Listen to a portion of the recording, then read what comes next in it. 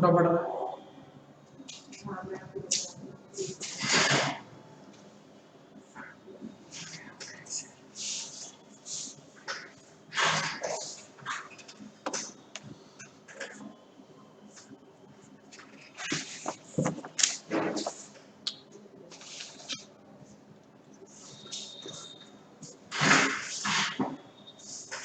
लो बदतमीजी है आप।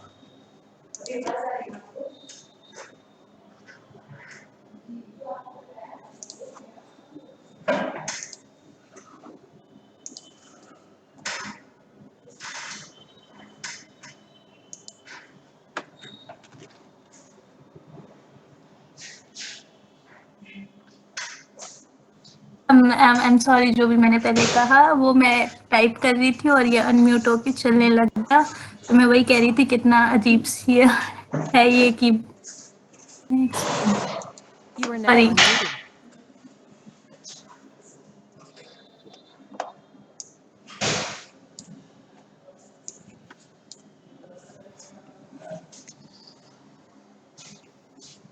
Good evening to all. Good evening sir.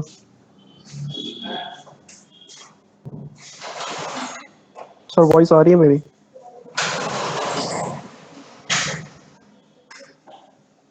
सबको सर आवाज वॉइस आ आ रही है रही है? मेरी? हाँ सर आपकी तो आ रही है। मैं सर मेरी वॉइस आ रही है अब तक? Hello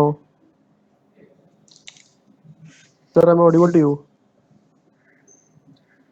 So one of the very most important topic for banking exams. ठीक है यशिका बहन, आपको मेरी आवाज आ रही है? ठीक है। सर मेरी आवाज आ रही है अब तक? हेलो अच्छा सर, आई चलो एम कोई ऑडिबल बात टू नहीं। यू? अच्छा आप पजल नाम से sir I M demotivate Audible मत टू हो, यू? ऐसा कुछ भी नहीं है। आई थिंक दीपक की नहीं आ रही है आपको, दीपाली। चलो ठीक है, चलो दीपक कुछ बोल रहा है, कोई बात नहीं। दीपक आपको मेरी आवाज आ रही है ना? बस वो ठीक है अभी फिलहाल के लिए। हाँ सर आ रही है। ठीक है। ओके तो ओके। पजल क्या है आपका, बहुत ही इंपॉर्टेंट टॉपिक है, ये आप लोग बहुत अच्छे से जानते हो। ठीक है, इसके बारे में मैं बहुत बार आपको बता चुका हूँ। ठीक है, तो बेसिकली कितने टाइप्स के पजल हम लोग देखने वाले हैं, पहले इसके ऊपर बात करते हैं। ठीक है, देखो एक पजल आता है आपका classification type puzzle. Classification type puzzle आपका कैसे रहता है कि फॉर एक जस्ट एक छोटा सा एग्जांपल लेता हूँ, जैसे कि कोई भी 7 लोग हैं, A B C D E F G. ठीक है, ये 7 लोग हैं। इन 7 लोगों की, ये 7 लोगों को अलग, इनकी अलग अलग हॉबीज हैं। ठीक है, और अलग अलग हॉबीज होने के साथ साथ ये सातों लोग अलग अलग सिटी से आते हैं। ठीक है, तो जो इस टाइप का पजल होता है, ये किस टाइप का पजल है आपका? ये क्लासिफिकेशन टाइप पजल है। समझ में आया क्लासिफिकेशन टाइप पजल से मतलब क्या मेरा? Yes sir, I am audible to you now sir. Classification type puzzle से आपको समझ में आया मेरा क्या मतलब है कहने का? सर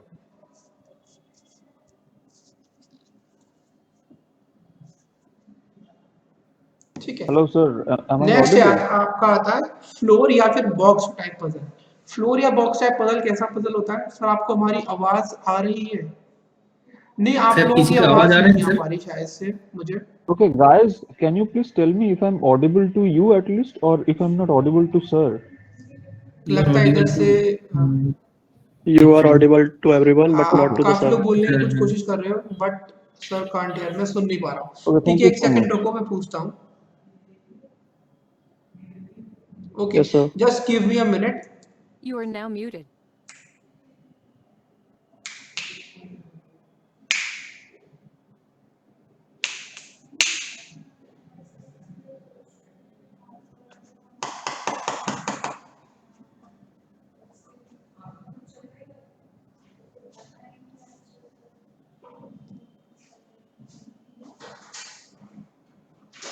सूरज सूरज सूरज, बच्चों की आवाज नहीं आ रही वहां से।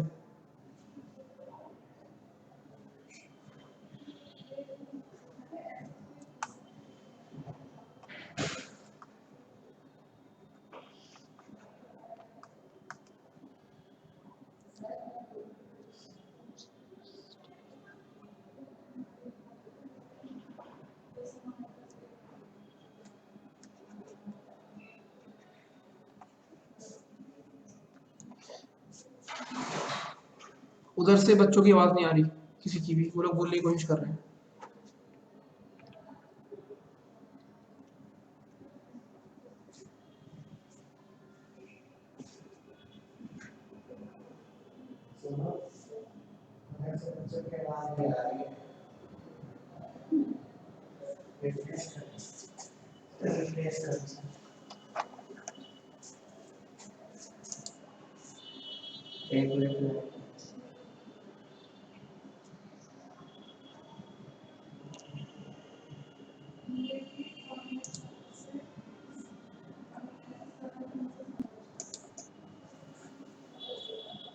You are now muted. You are now unmuted. अभी आप लोग बोल के देखो, बोलो उधर से कुछ। Deepak, Dev. Hello sir. Hello hello sir, hello. I am audible to you. नहीं आ रहा सर, सर आवाज आ रही है मेरी आपके पास? उधर से नहीं आ रहा। You are now muted. I guess system है क्या? we are still not audible to you, sir. या एग्जैक्टली।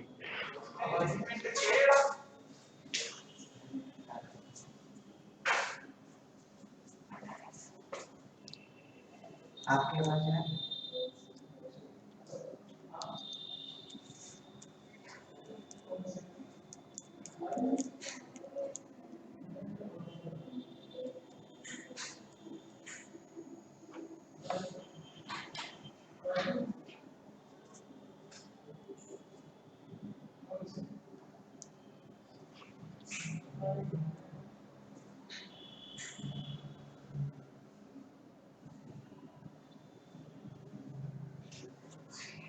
You are now चलिए ठीक है, unmuted. तब तक हम लोग पढ़ते हैं। ठीक है, अभी अभी भी नहीं आ हमारा रही सर। टेक्निकल बंदा आएगा, वो फिर आकर इसको सॉर्ट आउट करता है इशू को। तब तक हम लोग पढ़ते हैं, टाइम वेस्ट नहीं करते। ठीक है, सेकंड आपका आता क्या है? सेकंड आपका है फ्लोर या बॉक्स टाइप पजल। कौन सा है आपका? फ्लोर या फिर बॉक्स टाइप पजल। ठीक है, इस टाइप का पजल की प्रॉब्लम कैसे सॉल्व किया जाता है वो हम देखेंगे, और क्वेश्चन किस टाइप का होता है वो देखते हैं। जैसे कि क्वेश्चन इसमें इस तरीके से भी आ सकता है कि 8 फ्लोर है या आपके 10 फ्लोर है। ठीक है, और उस 8 फ्लोर और 10 फ्लोर पे कुछ लोग रहते हैं। ठीक है, दीपाली अभी ऑन करता हूँ बेटा वीडियो, अभी वो पहले पढ़ लेते थोड़ा सा, वो भी टेक्निकल मेंबर आएगा हमारा, वो आके सॉर्ट आउट करेगा चीजों को। ठीक है, 8 फ्लोर है या 10 फ्लोर है। ठीक है, उन 8 फ्लोर या 10 फ्लोर पे कुछ लोग रहते हैं, उनको आपको उन्हें अरेंज करना है। ठीक है, सिमिलरली बॉक्स टाइप पजल ऐसा ही होगा, जहां पर आपको कितने फ्लोर्स हैं वो आपको बताया जाएगा, या फिर ये बोला जाएगा कि 8 बॉक्सेस है, वो एक दूसरे के ऊपर अरेंज्ड है। तो इस टाइप से आपका बनेगा फ्लोर या फिर बॉक्स टाइप पजल। सिर्फ मैं बता रहा हूँ, इसके ऊपर क्वेश्चंस करेंगे तभी चीजें समझ में आएंगी। ठीक है, ओके, देखो देखो 7 लोग हैं, ए बी सी डी ई, 5 लोग ले लेते हैं। ठीक है, इन 5 लोगों की 5 अलग अलग हॉबी हैं। अलग अलग हॉबी ले लेते हैं हम। कार्ड्स खेलना, लूडो खेलना, स्नेक खेलना, है ना, और क्या बच गया? क्रिकेट खेलना, हाँ पबजी, इंद्रनील कह रहा पबजी खेलना। ठीक है, पबजी। ये 5 गेम्स, इन पांचों में से किसको पसंद है? और ये 5 लोग अलग अलग सिटी से आते हैं, बेंगलोर, चेन्नई, दिल्ली, कोलकाता और तमिल और जो भी आप ले लो, आगरा। ठीक है, अब आपको वो डाटा देगा कि ए जिसको कार्ड्स पसंद है वो इस सिटी से नहीं आता, बी इस सिटी से आता है, सी इस सिटी से नहीं आता, डी उस सिटी से आता है। तो इस टाइप के जो पजल्स होते हैं उनको हम कहते हैं classification type puzzles. You are now muted. उधर से बच्चे लोग बोलना चाह रहे हैं ना, बोल रही है, उनकी आवाज नहीं आ रही इस तरह। बाकी कोई दिक्कत नहीं, पढ़ चल रही है। एक बार करना है रिफ्रेश मैं इनसे बोलिए, बोलिए आपको सुनाई देता है कि नहीं, ये देखिए। You are now unmuted. Okay Dev, आप एक बार बोलने का ट्राई करना जरा अपनी तरफ से। Hello Hello? Audible to you Hello? सर? नहीं आ रही देव, रहने दे। हाँ मतलब मुझे समझ में नहीं आ रहा है कि मतलब मैम के क्लास में तो सब कुछ ठीक था, यहाँ ऐसे कैसे हो गया? करेक्ट है, करेक्ट। देव, आपको आपकी आवाज मेरी आ रही है या आप ये बोल रहे हो कि मैम की क्लास में सब ठीक था, यहाँ पर क्या दिक्कत है? Oh sorry sir, no I know, thought you confusing me, I know am no, sorry. I have caught you red handed. ठीक है, now you can not escape. ठीक है, सर मेरी आ रही है आपके पास आवाज? बिल्कुल आपकी सुंदर सी प्यारी सी आवाज आ रही दीपक मुझे। ठीक है, चलो भाई, अब कोई क्लास में डिस्टर्बेंस नहीं होगा। मैं भी अपनी शक्ल आपको दिखा देता हूँ। ठीक है, चलिए चलिए। तो अभी पहले ये बताओ, मुझे ये समझ में आया आपको, क्या कहते हैं, अभी आपको ये समझ में आया क्लासिफिकेशन टाइप पजल क्या होता है? देव, दीपक, हाँ सर। ठीक। जी सर। अब हाँ, तो ये ना चीजें ऐसी नहीं है, ये कोई थ्योरेटिकल चीजें नहीं है कि जिसके ऊपर बैठ के हम 1 घंटा थ्योरी पढ़े। थ्योरेटिकल चीजें है ही नहीं। ये क्वेश्चंस करेंगे, प्रैक्टिस करेंगे खूब सारी। और मैंने आपके लिए बहुत अच्छी प्रेजेंट, मतलब इसके लिए मैंने काफी टाइम से मैं एक वर्कशीट बना रहा था आप लोगों के लिए, जहां पर मैंने मेंस के क्वेश्चंस पर फोकस किया है। ठीक है, तो अच्छे से समझना, वर्कशीट इतनी अच्छी है कि आपको मजा आएगा जब आप सॉल्व करोगे। चलिए, नेक्स्ट आता है आपका scheduling type puzzle. Scheduling type puzzle क्या होता है? आप लोगों में से क्वेश्चन आप देखोगे तो इस टाइप का आता है, जैसे कि 7 मेंबर्स हैं। ये 7 मेंबर्स, सॉरी 7 मेंबर्स छोड़ो, 7 टीचर्स हैं। 7 टीचर्स की मंडे से संडे को क्लास शेड्यूल करी जाती है। ठीक है, मंडे को 7 किसी मतलब 7 हफ्ते के 7 दिन में हर टीचर की एक क्लास शेड्यूल करी जाती है। ठीक है, टीचर्स के नाम है ABCD। ए की क्लास वेडनेसडे को है, बी की क्लास थर्सडे को है, सी की क्लास फ्राइडे को है। इस टाइप के पजल जो होते हैं इन्हें कहते हैं शेड्यूलिंग बेस्ड पजल।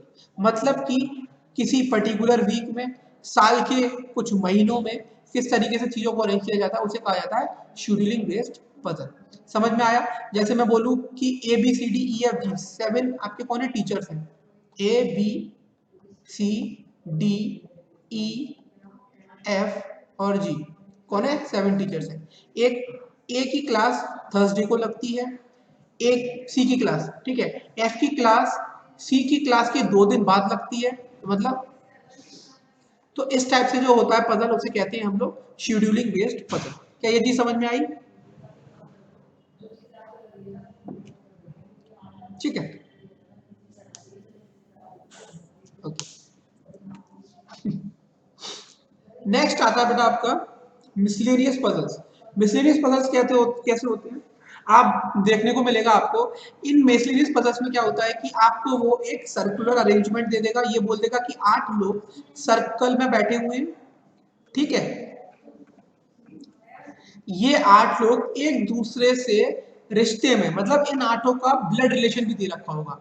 मतलब ऐसे बोल देगा ए बी का भाई है, जो कि उससे सेकंड राइट में बैठा हुआ है। तो इस टाइप के जो पजल्स होती है वो मिसलेनियस पजल होते हैं, जहां पर आपका सिटिंग अरेंजमेंट और ब्लड रिलेशन, डिस्टेंस डायरेक्शन और आपका पजल चारों का मिक्स करके कुछ ना कुछ क्वेश्चन बन जाता है। और ये वाला जो पजल बनता है ना, मिसलेनियस पजल, ये आपका मेंस का टॉपिक है। आप समझो मेंस में ही आता है, और कभी और प्री में ये नहीं आता।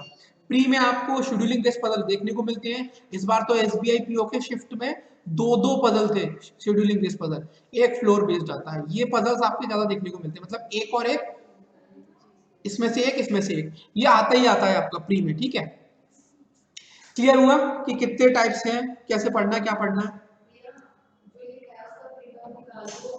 तो सर इसमें मिसलेनियस सबसे डिफिकल्ट है? डिफिकल्ट नहीं है, बट ट्रिकी है। एक बात देव हमेशा याद रखना, बैंकिंग के मेंस में कोई अगर टॉपिक गया तो इजी तो वो है ही नहीं, क्योंकि बैंकिंग के मेंस का लेवल ही आपका मॉडरेट टू हार्ड रहता है।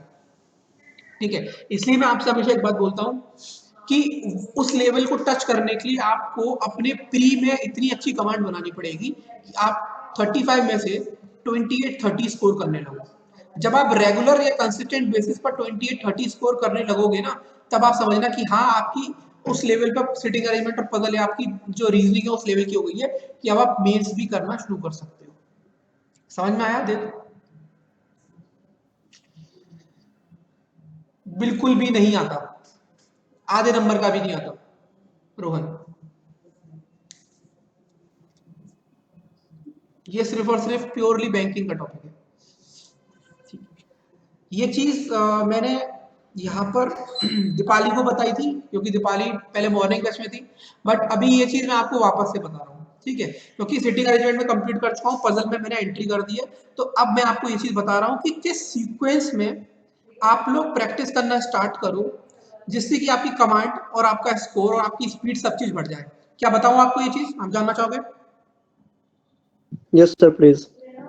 ठीक है, सबसे पहले तो क्या करना है आपको, सबसे पहले तो आपको क्लरिकल की और पीओ की प्री लेवल की प्रीवियस ईयर की कोई भी बुक खरीदनी है, किरण पब्लिकेशन या कोई भी पब्लिकेशन हो जहां पर सिर्फ और सिर्फ आपको प्रीवियस ईयर क्वेश्चन पेपर मिले, ठीक। उसके बाद सबसे पहले उठाओ कौन सा पेपर, आईबीपीएस क्लर्क। सीक्वेंस समझना, आईबीपीएस क्लर्क क्योंकि सबसे इजी इसका रहता है। जब इस आईबीपीएस क्लर्क में 35 से 35 स्कोर करने लग जाओ, ठीक है, इसके बाद उठाना एसबीआई क्लर्क, ठीक है, इसके बाद उठाओगे आईबीपीएस पीओ या आरआरबी पीओ। यहां पे आईबीपीएस क्लर्क के संग आप आरआरबी क्लर्क भी पकड़ सकते हो स्टार्टिंग में। जब, और ये चीज आप इतनी बात ध्यान रखना, आईबीपीएस क्लर्क पे जब 35 वाली कमांड बन जाए तब एसबीआई क्लर्क में आना, और जब एसबीआई क्लर्क में कम से कम 30 नंबर आने लगे तब आईबीपीएस आरआरबी पीओ में जाना, और यहां पर कम से कम 28 से 30 बनने लगे उसके बाद जाना एसबीआई पीओ में, ठीक है।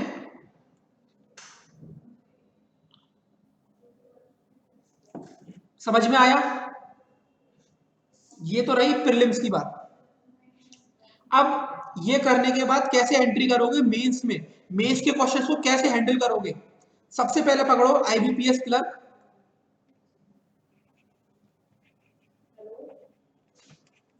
आरआरबी क्लर्क, उसके बाद आप पकड़ सकते हो आईबीपीएस पीओ, नहीं आईबीपीएस पीओ नहीं, अभी नहीं। इसके बाद आप पकड़ो आरआरबी पीओ, आरआरबी पीओ और एसबीआई क्लर्क। ये बेटा मैं इसकी बात कर रहा हूं, ये आपको ध्यान रखना है क्योंकि तैयारी आप लोग करते रहोगे, प्रैक्टिस आप लोग करते रहोगे, लेकिन एक बात ध्यान रखना, ये प्रोसेस मैं क्यों बता रहा हूं पता है? ये प्रोसेस इतनी इंपॉर्टेंट है, जैसे कि पहली सीढ़ी चढ़ने के बाद दूसरी सीढ़ी चढ़ी जाती है, दूसरी के बाद तीसरी चढ़ी जाती है, पहली के बाद चौथी चढ़ोगे तो दिक्कत है, ठीक है, फिर वहां पे परेशानी भी होगी, सब तरह की चीजें सामने आएंगी, लेकिन एक प्रोसेस से जाओगे तो चीजें सब बेटर होंगी। इतना करने के बाद आरआरबी पीओ फिर एसबीआई क्लर्क, उसके बाद आप आ जाओ आईबीपीएस पीओ, और सबसे लास्ट में जाना एसबीआई पीओ के लिए। समझ में आया? सबसे लास्ट में एसबीआई पीओ के लिए जाना, एसबीआई पीओ मेंस के लिए। जब यहां तक आपकी बात बन जाए तब पकड़ना एसबीआई पीओ।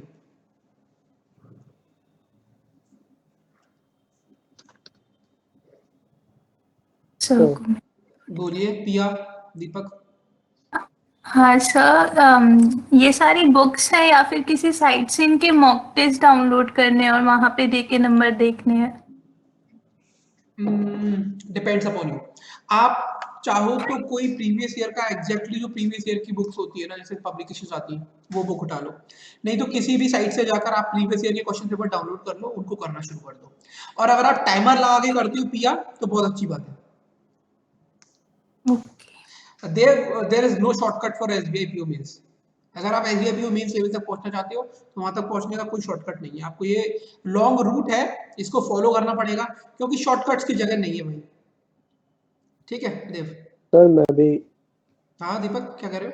सर सर मैं यही पूछ रहा था कि ये जो अभी आपने मार्क्स वाली बात बोली थी ना, लाइक 35 आउट ऑफ 35 और 28 वाली, तो सर ये मतलब कैसे चेक करना, मतलब नंबर ऑफ क्वेश्चंस मतलब या मतलब जैसे मॉक टेस्ट देते हैं उसमें कितने बैठ रहे हैं सर रीजनिंग में, वो देखो उसमें मॉक टेस्ट देते हो वो तो ठीक है। देखो मॉक टेस्ट क्या है ना, मॉक टेस्ट कभी कभी जैसे मैं ही प्रिपेयर करता हूँ आपका, तो कभी कभी मैं एसबीआई लेवल का रख देता हूँ, कभी कभी मैं क्लरिकल लेवल का रख देता हूँ, ठीक है। तो वो प्रोसेस, वो आपको एक मॉक टेस्ट जो होता है ना, वो एग्जाम से रूबरू कराने के लिए होता है।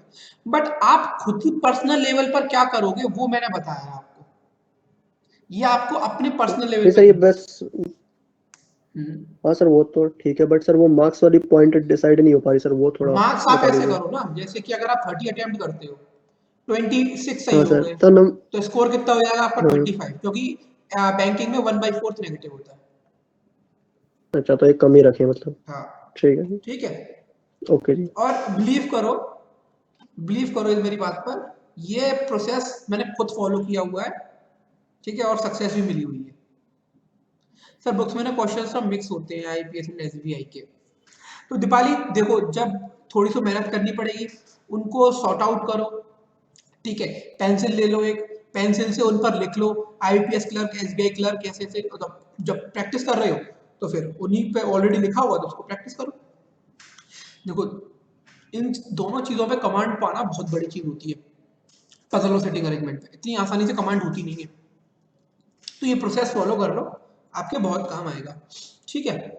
क्योंकि ये चीजें आपको मेंस में भी नहीं छोड़ेंगी, मेंस में भी 70% सेटिंग अरेंजमेंट का पजल ही आता है। हाँ, लेकिन बात ये है कि वहां पर कट ऑफ बहुत कम जाती है, क्योंकि लेकिन पेपर का लेवल ही बहुत टफ होता है, ठीक है। चले आगे, सर बोलिए पिया। सर ऐसे बुक्स मिलती है लाइक एसबीआई पीओ की 10 ईयर दे दो, मींस मींस की ऐसे एक बार हिस्ट्री अलग से। देखो, आप सर्च कर लेना एक बार मार्केट में जाके, और 100% श्योर है कि अगर अलग से नहीं मिलेगी आपको तो मिक्स बुक मिल जाएगी, फिर मिक्स में से आपको सॉर्ट आउट करना पड़ेगा पिया, फिर ठीक है। तो किसी स्पेशल नहीं, राइटर की तो ऑफ कोर्स जरूरत नहीं। नहीं, राइटर की कोई जरूरत नहीं है, आपको सिर्फ प्रीवियस चाहिए, आपको सिर्फ क्वेश्चन से मतलब होना चाहिए, राइटर कोई भी हो। चलो ठीक है, तो अब हम But लोग, sir, हाँ दे बोलिए। but sir, I mean, I'm just saying it generally. मतलब आपको लगता है कि वो एक्यूरेट होगा, क्योंकि कि इतने शिफ्ट होते हैं तो हर शिफ्ट का क्वेश्चन पेपर तो एक बुक में कंपाइल नहीं होता ना। ना तो क्या वो पता वो तो, डिफिकल्ट पेपर, डिफिकल्ट शिफ्ट छोड़ दे रहे हैं, इजी दे रहे हैं, वी कैन गेट ट्रिक नहीं नहीं इन नहीं, वो दैट वे। उतना मत सोचो, उतना मत सोचो। आपका सिर्फ काम ये है कि अगर आप किसी भी पजल या सेटिंग अरेंजमेंट पर हाथ रख दो तो आप उसको कंप्लीट कर दो बनाकर, ठीक है। अब वहां पर आंसर की गलत हो मैटर नहीं करती है, क्योंकि एक बात हमेशा याद रखना कि अगर आपने सेटिंग अरेंजमेंट पजल बनाया है, वो बन गया है आपसे, तो 99-95% वो सही होता है, ठीक है। क्योंकि यहाँ पर गलती का मार्जिन सिर्फ तब तक होता है जब तक चीजें बनती नहीं है, लेकिन जब तक चीजें बनने लग जाती हैं फिर गलती का मार्जिन नहीं होता यहाँ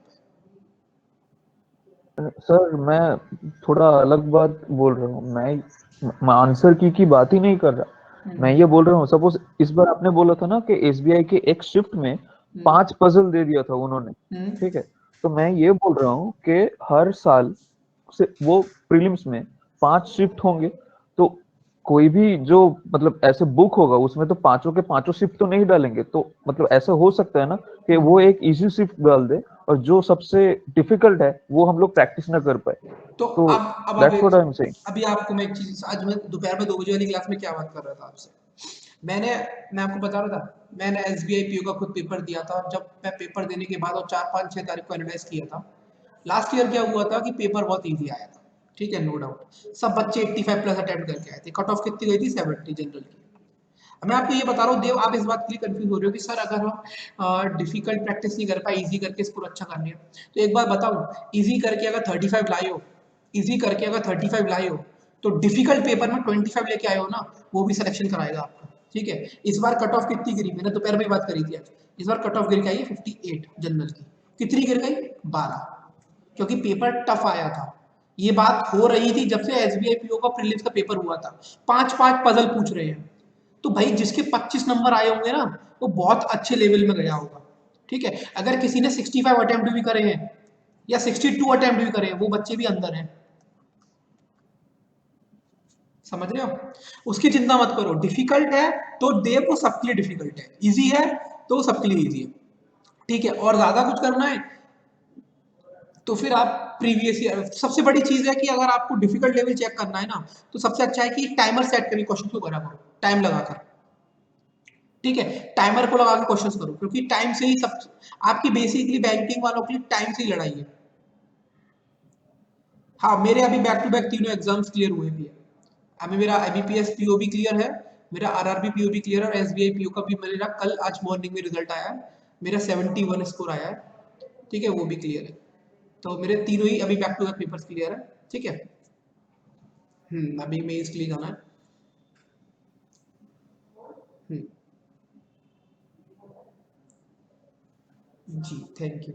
बाकी एक्चुअल में क्या है कि हाँ, बस आप लोगों का प्यार ठीक है, और मम्मी पापा का आशीर्वाद। थैंक यू शाइस्ता, ठीक है।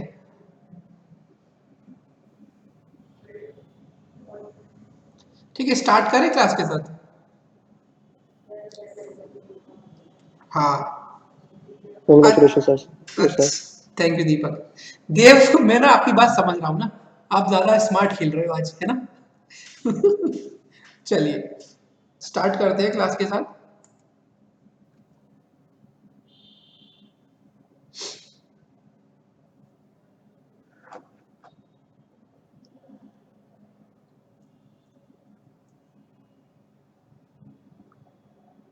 फिर से आरसी,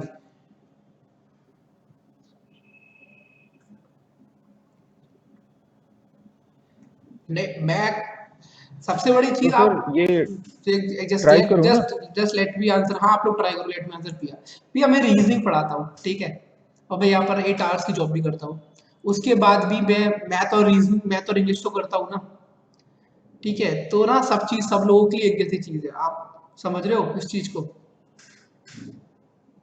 ठीक है। और बेसिकली मेरा इतना फोकस नहीं है इस पर, क्योंकि मेरे पास ऑलरेडी है, तो वो जॉब मेरे को मिलेगा 1-2 साल में, ठीक है।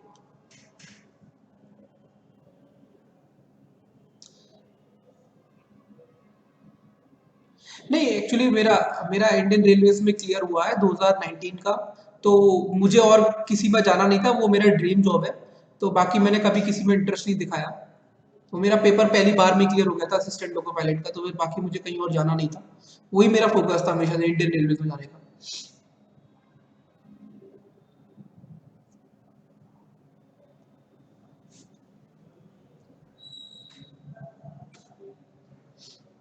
जी थैंक यू। चलो ट्राई करो इसको। बहुत सारे क्वेश्चंस पूछ लिया आप लोगों ने। बाउंसर्स मार रहे हो।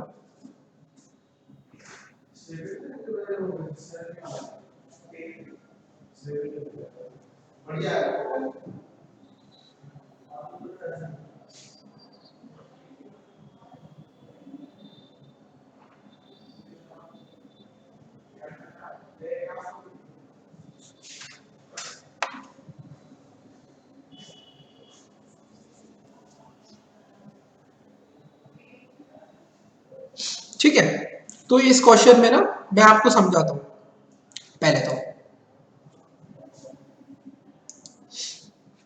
ठीक है। क्वेश्चन करना कैसे है पहले उसको समझो, ठीक है। यहाँ पर क्या लिखा है, there are 10 person JPQRSTUVWX living in a 10 floor building such that the ground floor is numbered as 1, just above the floor is numbered as 2, and so on. The topmost floor is numbered as 10, but not necessarily in the same order. Basically यहाँ पे मतलब क्या है, यहाँ पर 10 floor की building है, इसमें टॉप फ्लोर का नंबर दिया है हुआ है इन्होंने 10, 9, 8, 7, 6, 5, 4, 3, 2 एंड 1, ठीक है।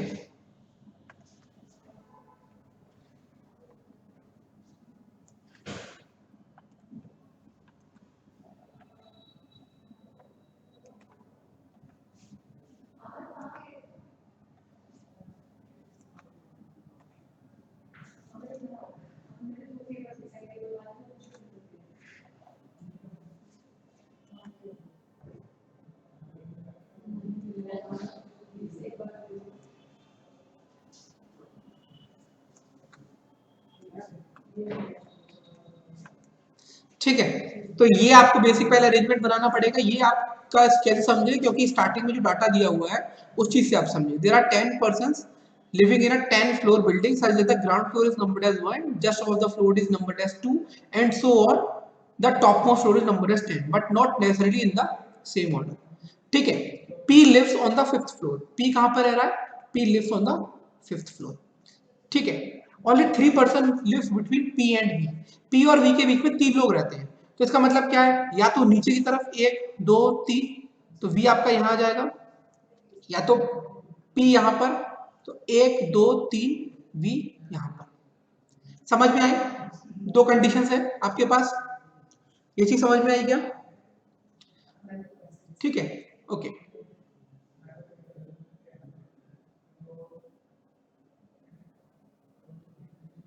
ठीक है, only 3 person live between P and V. T lives immediately above J, who lives on an odd numbered floor. देखो, T lives immediately above J.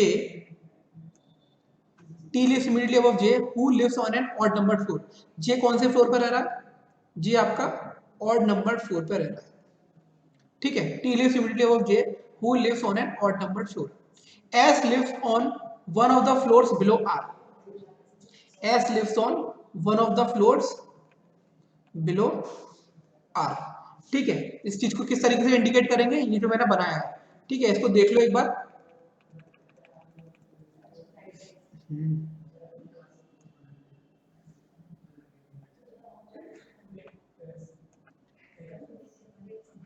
ठीक है, बाद में क्या है? S lives on one of the floors below R.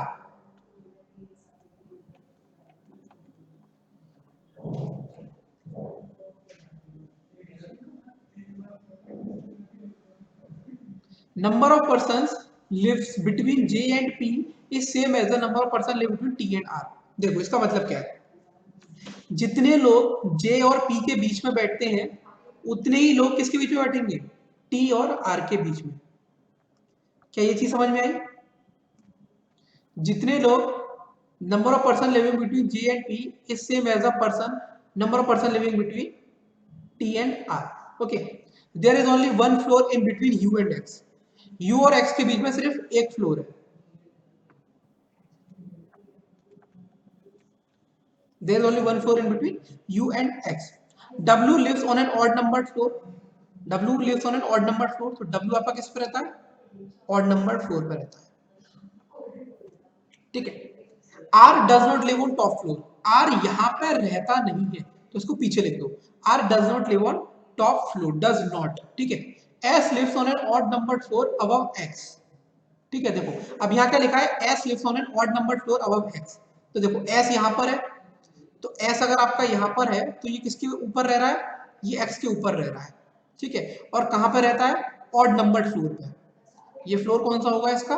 Odd number. ठीक है, S lives on an odd numbered floor above X but not on 7th floor. तो 7th फ्लोर पर S नहीं रहेगा। ठीक है, उसके बाद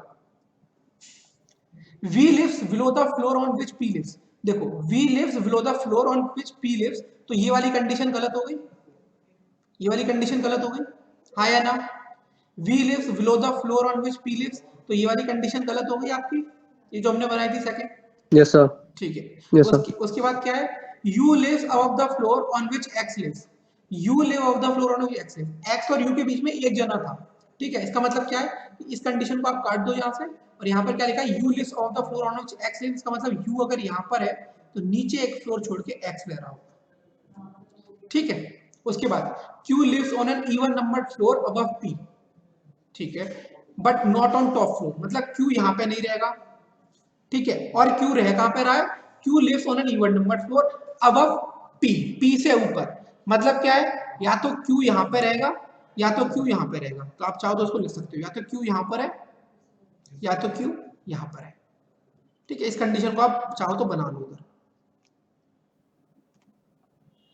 यहां तक समझ में आया सब लोगों को? देखो पूरा क्वेश्चन खत्म हो गया, जो हम पुट कर पाए हमने वो पुट कर लिया, और बाकी चीजें हमने साइड से लिख ली। ठीक है, अब यहां पर देखो X से ऊपर S है, S से ऊपर R है, और S ऑड पोजीशन पे है। ठीक है। अब आप अगर इधर बात करो तो आप एस को 9th फ्लोर पर पुट कर पाओगे? ठीक है, जिन्होंने कर लिया वो ठीक है, देख लो। एस को आप 9th फ्लोर पर पुट कर पाओगे? क्योंकि अगर आप एस को 9th फ्लोर पर पुट करोगे तो ऊपर आर को लाना पड़ेगा, बट आर 10th फ्लोर पे आ नहीं सकता।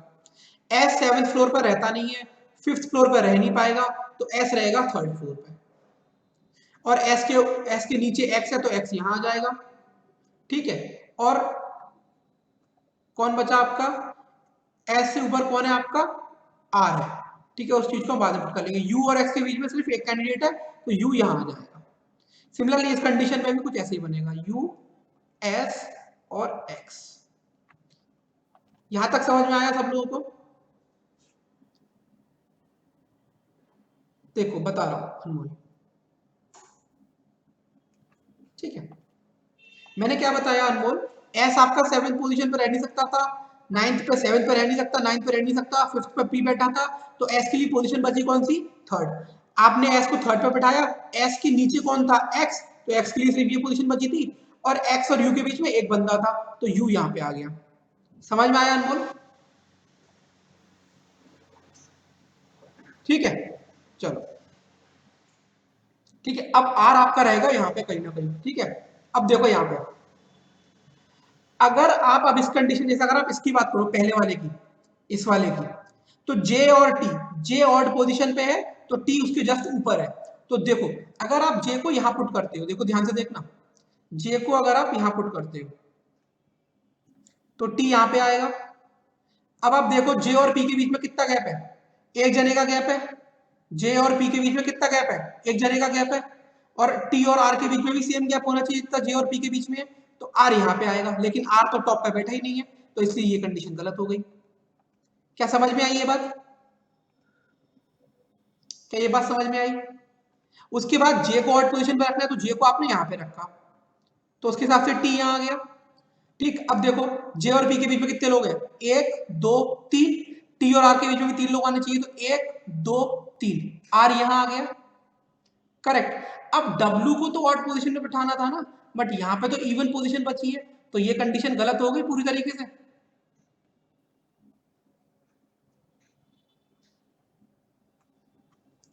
पूरी तरीके से गलत हुई है कंडीशन दीपाली।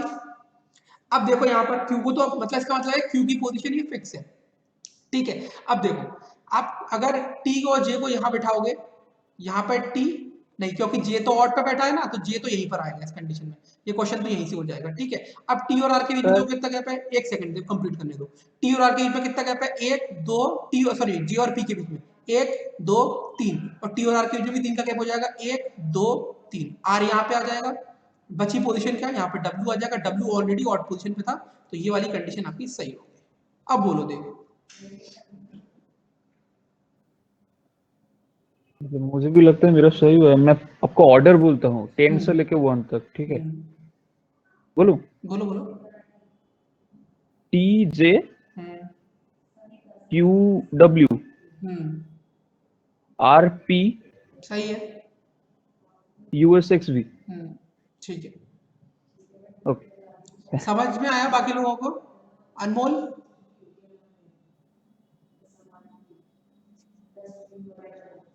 इंद्रनील कहाँ है? इंद्रनील सो तो नहीं गया कहीं?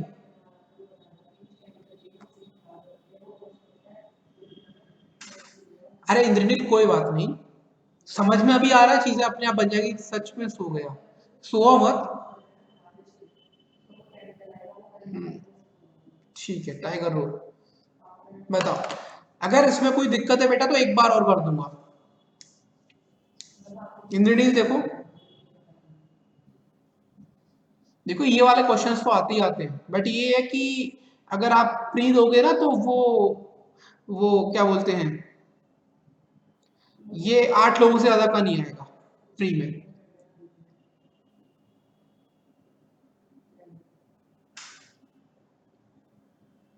सर क्या बोला आपने? 8 क्या बोले? जैसे इसमें 10 लोगों को बिठाया है ना, तो प्री में ओ 8 अच्छा लोगों, अच्छा। प्री में 8 लोगों से ज्यादा को नहीं बिठाता। अच्छा।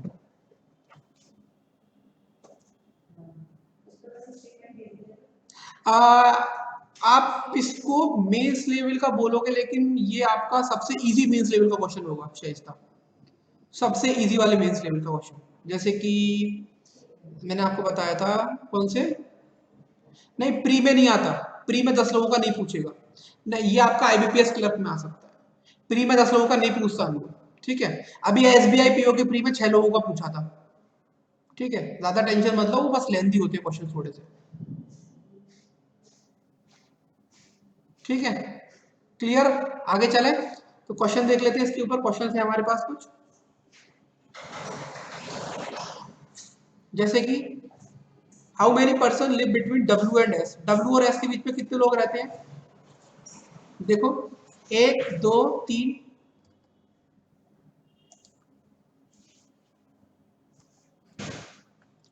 Who among the following lives on the topmost floor, सबसे टॉप फ्लोर पे कौन रहता है, टी, ठीक है। चलिए ये वाला क्वेश्चन ट्राई करो,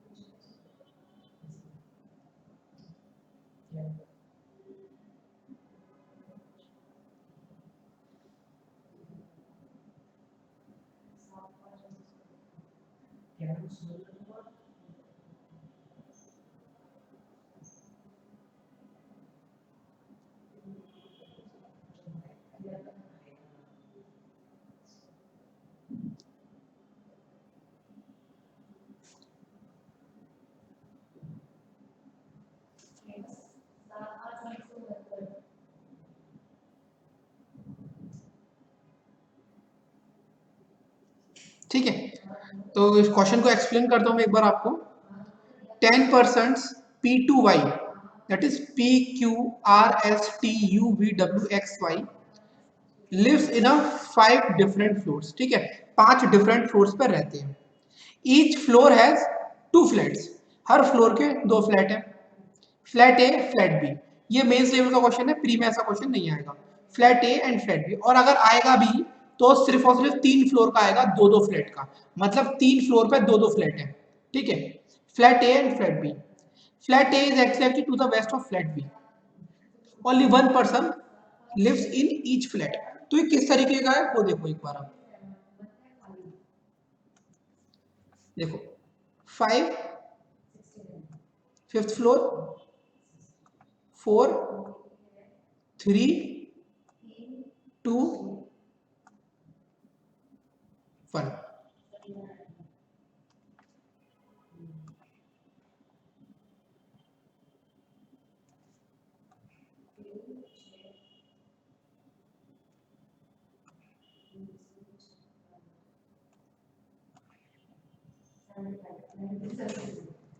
वेरी गुड दीपाली,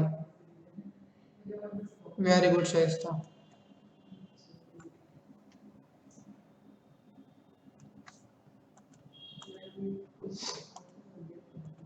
ठीक है, फ्लैट, अब इसमें क्या लिखा बेटा, flat is exactly to the west of flat B, तो मतलब फ्लैट ए यहाँ पे आएगा और फ्लैट बी यहाँ पे आएगा, ठीक है। Only 1 person live in each flat, S lives in the top most floor, मतलब एस यहाँ पर रह रहा है सबसे ऊपर वाले फ्लोर पे। There are 2 floor between S and P and both of them live in the same flat, S और पी के बीच में क्या है यहाँ पर, there are 2 floor between S and P, इसका मतलब पी आपका सेकंड फ्लोर पर रहेगा और एस और पी का जो फ्लैट है वो सेम है, क्या है, सेम फ्लैट, ठीक है, and both of them live on the same flat. R lives to the east of P, अब देखो R lives to the east of P, इसका मतलब आर यहाँ पे रहेगा और पी यहाँ पे रहेगा, और पी अगर यहाँ पर है तो एस यहाँ पे हो जाएगा, ठीक है। There is one floor gap between R and Q. One floor gap between R and Q का मतलब ऊपर की तरफ, इसका मतलब क्यू रहेगा आपका फोर्थ फ्लोर पे। And both of them live in different flat, तो मतलब क्यू आपका इधर रहेगा ए फ्लैट में, क्योंकि आर बी फ्लैट में रह रहा है। T lives immediately above Q. Okay, अब T lives immediately above Q का मतलब क्या है, यहाँ तो ऊपर रह नहीं सकता, मतलब इमीडिएटली यहाँ पर सबसे मतलब उसके जस्ट ऊपर वाले फ्लोर पे रह रहा है, तो T lives immediately above Q. W lives to the east of U। W कहां पर रहता है, W lives to the east of U। ठीक है, W lives to the east of U but not on bottom most floor। bottom floor पे नहीं है, तो ऑब्वियस सी बात है यहीं पर होगा। ठीक है, neither V nor Y lives on floor 1 of flat A। Okay, अब देखते हैं यहाँ पर। Okay, W lives to the, okay, neither V nor Y lives on floor 1 of flat A। ठीक है, and V lives above Y, तो इसका मतलब V आपका यहाँ पे आएगा। अब यहाँ पर क्या लिखा है, neither V nor Y lives on floor 1 of flat A, मतलब Y flat A में नहीं रहेगा, तो Y यहाँ पर रहेगा। हो गया आपका P Q R S T U V W X और Y, X आपका यहाँ। समझ में आया बाकी लोगों को?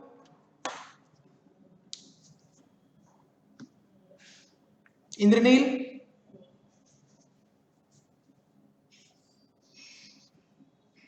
सर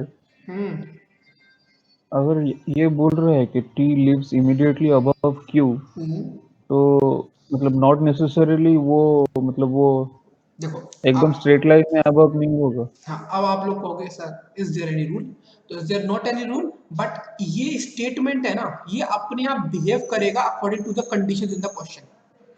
ठीक है देव?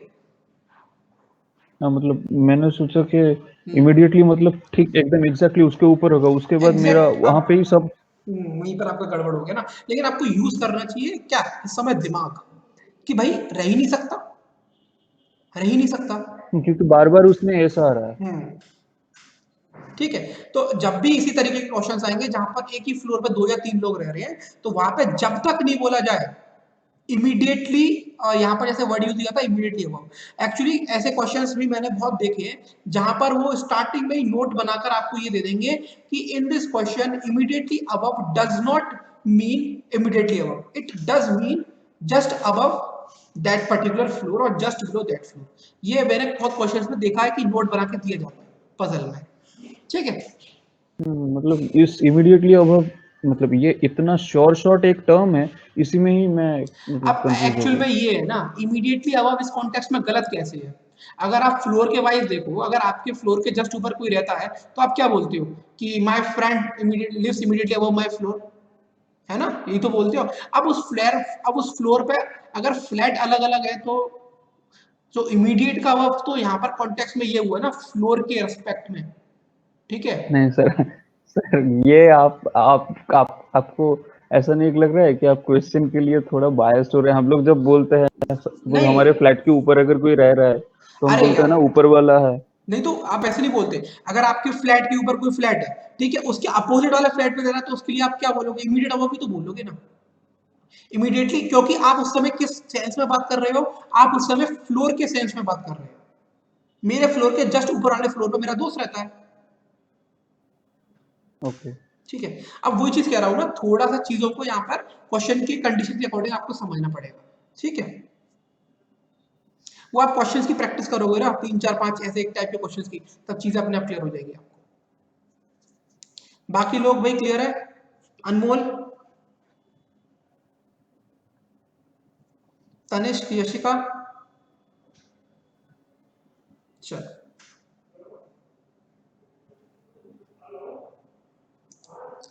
तो यहां पर क्वेश्चन का आंसर कर दो फिर। Who lives flat number A, who lives in flat number A of floor number 4? Floor number 4 के फ्लैट नंबर ए में कौन रह रहा है? क्यों रहता है? चलिए क्वेश्चन नंबर 3। सर एक क्वेश्चन होमवर्क के लिए भी दे दीजिए। चलो शाइस्ता, इसका स्क्रीनशॉट ही ले लो, है ना? वैसे भी ऑलमोस्ट 5 बजने वाले हैं। मैं इसको मैं हटा देता हूँ, आप स्क्रीनशॉट ले लो। मैं पूरा कर देता हूँ, ठीक है? इसे फिर स्क्रीनशॉट ले लेना। अब ले लो स्क्रीनशॉट आप लोग।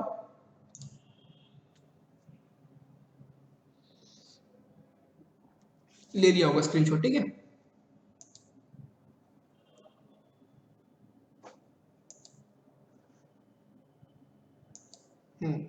अरे एक बार मैं क्वेश्चंस करा दूं ना आपको, यहाँ पे 20-25 क्वेश्चन मैं यहाँ पे क्लास में करा दूं आपको। उसके बाद 55 क्वेश्चंस की वर्कशीट है, उसमें मैं और ऐड भी करता चला जाऊंगा। आगे और ऐड करूंगा तो आपको और भी दे दूंगा, ठीक है। आप करते रहो प्रैक्टिस, कोई टेंशन मत लो उस चीज की, ठीक है। और कोई किसी को डाउट? पिया, चंद्रिका, स्वप्निल, ठीक, okay then, okay, bye bye then, take care, मिलते हैं नेक्स्ट क्लास में, कल की क्लास में। यस, चलो ठीक है।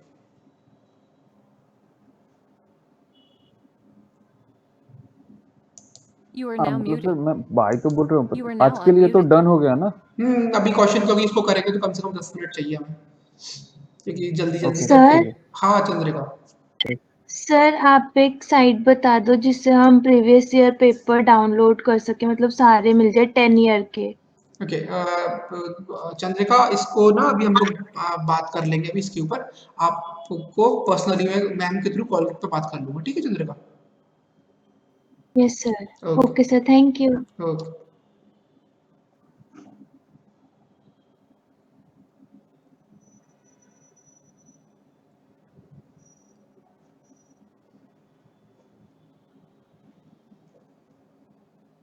You are now muted.